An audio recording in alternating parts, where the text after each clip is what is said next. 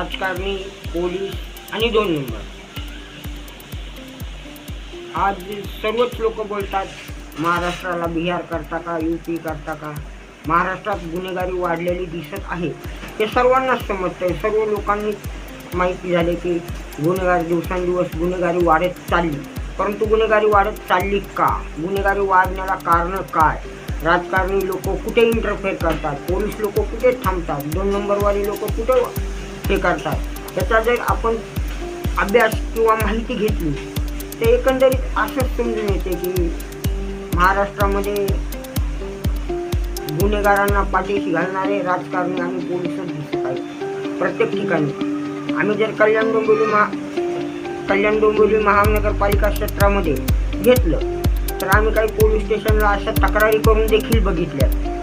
उदाहरणच द्यायचं तर काल परवा मी DCP झेंडे साहेबांना एक ऑनलाईन तक्रार केली. मानपाडा पोलीस स्टेशनच्या हद्दीमध्ये अवैधरित्या चाललेला दारूचा भुट्टा, गावठी, देशी, विदेशी. परंतु पोलिसांनी त्यांच्यावर कारवाई काय केली? काहीच नाही, 0%.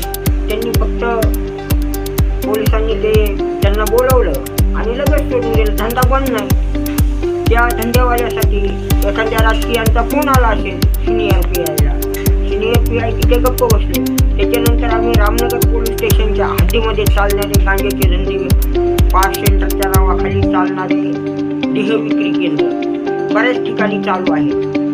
मी बऱ्याच वेळेस पास संदर्भात डोंबिवली पोलीस स्टेशन आणि डोंबिवली पोलीस स्टेशनचे सिनियर PIचे रायटर यांना बऱ्याच वेळेस तक्रारी केल्या, तर त्यांच्याकडून मला उडवाउडवीचे उत्तरं मिळाले. म्हणून एकंदरीतच बघितलं तर काही ठिकाणी असं दिसतं की जे 2 नंबर करणारे आहेत, चरस म्हणा, गांजा म्हणा, दारूचे अड्डे म्हणा, पास सेंटर म्हणा, हे राजकारण्यांचे आणि राजकीय पुढारी त्यांना पाठीशी घालत आहेत.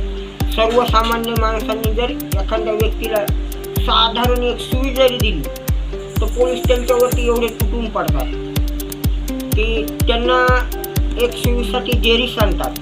परंतु 2 नंबरवाले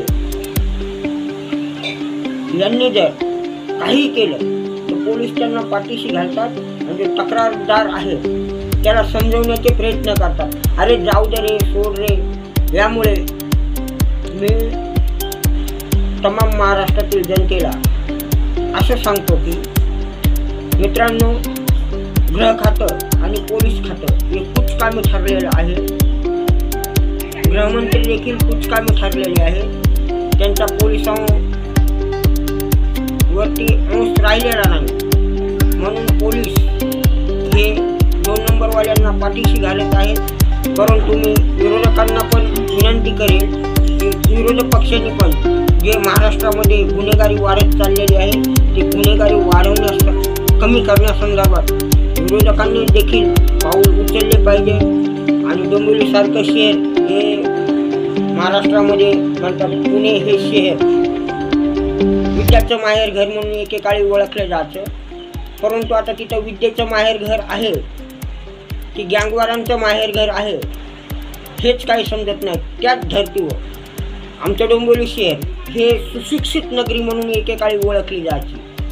पण आता त्या सुशिक्षित नगरीला कुठली कळा आलेली आहे ते जरा डोंबिवलीचा अभ्यास करून बघा. इथं गुंडांचं राज चालू आहे, इथं पास सेंटरवाल्यांचं राज चालू आहे, इथं गांजा विक्रेत्यांचं राज चालू आहे, इथं दारुड्यांचं राज चालू आहे, इथं दारूचे गुत्ते चालवणाऱ्यांचं राज चालू आहे.